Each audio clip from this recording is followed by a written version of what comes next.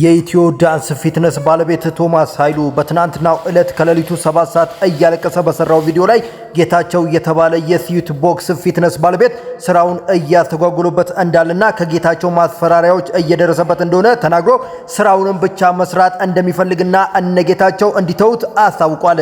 በሌላ በኩል ጌታቸው ሲዩት ቦክስ በቶማስ ኃይሉ የስም ማጥፋት እየደረሰበት እንደሆነና በሕግ እንደሚጠይቀውም ተናግሯል። የነዚህ ሁለት ወጣቶች ፍጥጫ እስከየት ያስኬዳል? አብረን የምናየው። የባህር ዳር ከተማ መልእክተኛውን አመሰገነ። በባህር ዳር ከተማ የተወለደው በብዙ በጎ አድራጎት ተግባራቶች ላይ ኢትዮጵያውያንን ያገዘው መልእክተኛው በዛሬ ቀን በባህር ዳር ምስጋና ቀርቦለታል።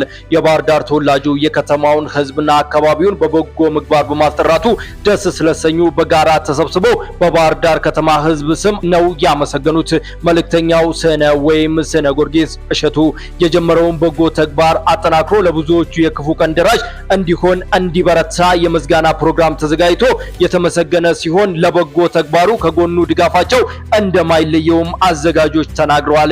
ሰነ ማርያምን የምትወዱ ሰዎች እስቲ ፍቅራችሁን ኮሜንት ላይ ግለጹልኝ ማለት ነው። ቲክቶከሩ አዶናይ ካሸነፈው ገንዘብ ላይ ለሱራጃ 100 ሺህ ብር ለመስጠት ቃል ገብቷል።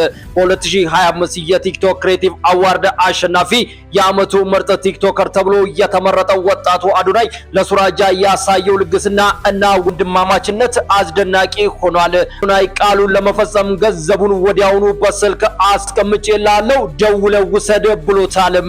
ይህ ድርጊት የሚያሳየው ትልቅ ወንድማማችነትን፣ የተፎካካሪ ክብርን መጠበቅን፣ ታላቅ ልግስናን። በእርግጥም ይህ ተግባር አሸናፊነት ማለት ለራስ ብቻ ሳይሆን ለሌሎችም ጭምር ማካፈል መሆኑን አሳይቷል። በወጣ ይተካ እንላለን። አዶናይ ለሱራጃ ለተቀናጀው ድል እና ለታላቅ ልግስና እንኳን ደስ አለ እንላለን። መልካምነትን እናበረታታ፣ አብሮ መካፈልንም እንልመድ። ልብ የሚነካው ገራሚ ታሪክ ትናንትና የተፈጠረው ናቆትን የሚችር ነገር ነው። እንደዚህ ተፈጸመ። ሽሮ ሜዳ አካባቢ የሚኖረው ታዋቂው ቲክቶከር እናቱ በእንጨት ሽያጭ አሳድገውት ለዚህ ስኬት በማብቃታቸው ያለውን ክብር ለመግለጽ ልዩ ነገርን አድርጓል።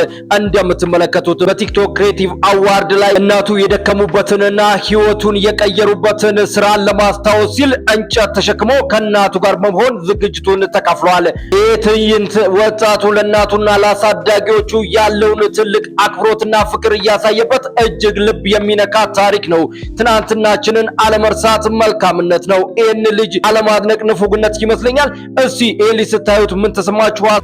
እኔ ኢትዮጵያውያንን አንድ አደርጋለሁ አዶናይ ነኝ። ብዙዎቹ ኢትዮጵያን አንድ የሚያደርጋት ሰው ቴዎድሮስ ሲሆን ከሰሜን የሚመጣው እያሉ ነበር። እሱ ነኝ አይደለውም አላውቅም፣ ግን ከ4 ዓመት በፊት ኢትዮጵያን አንድ ለማድረግ አላማ ነበረኝ። አሁንም ወደ እሱ ነው እየገሰገስኩ ያለው ሲል ቲክቶከር አዶናይ ተናግሯል ማለት ነው።